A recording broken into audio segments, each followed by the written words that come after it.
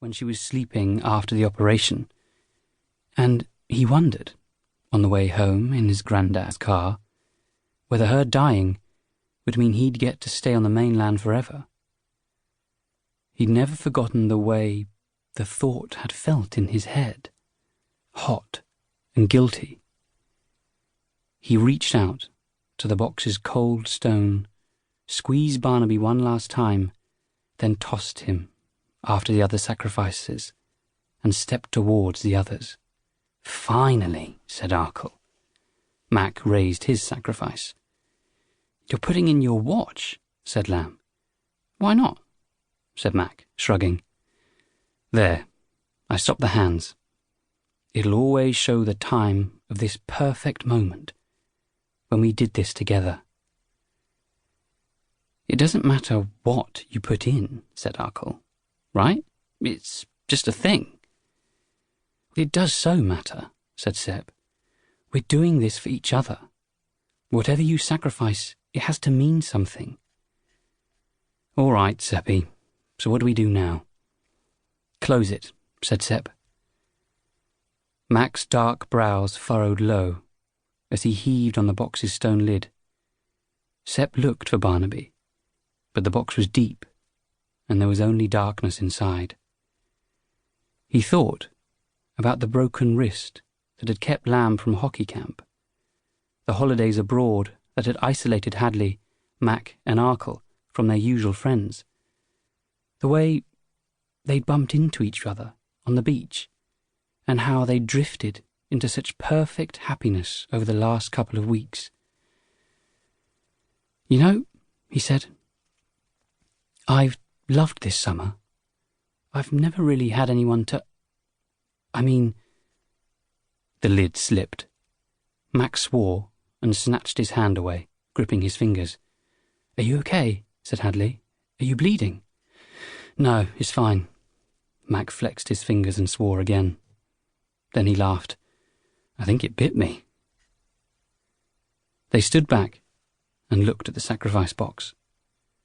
As the lid darkened in the rain, it disappeared into the forest skin, seeming like nothing more than a small, turf-sunk boulder.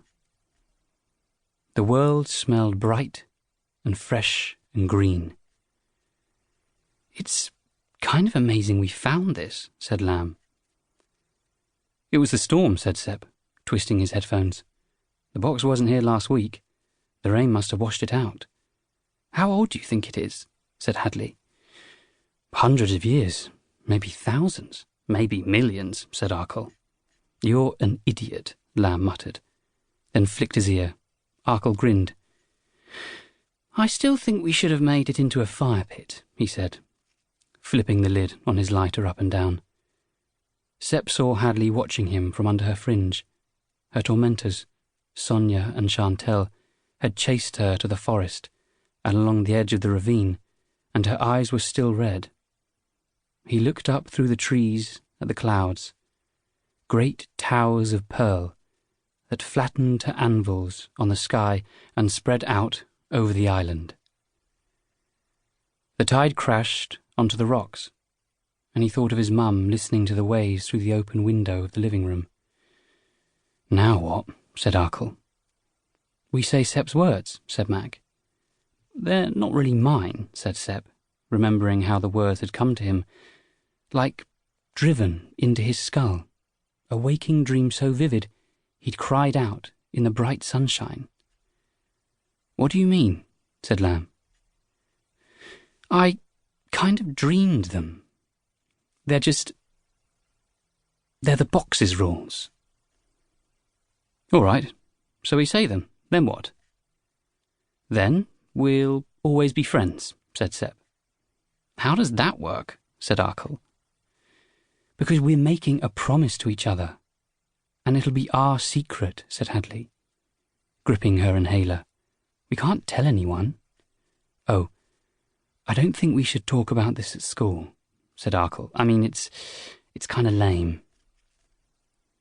The rain started again, cold drops on their hot skin. "Let's say the words then," said Sep. "Bagsy not standing next to you, poo legs," said Arkle.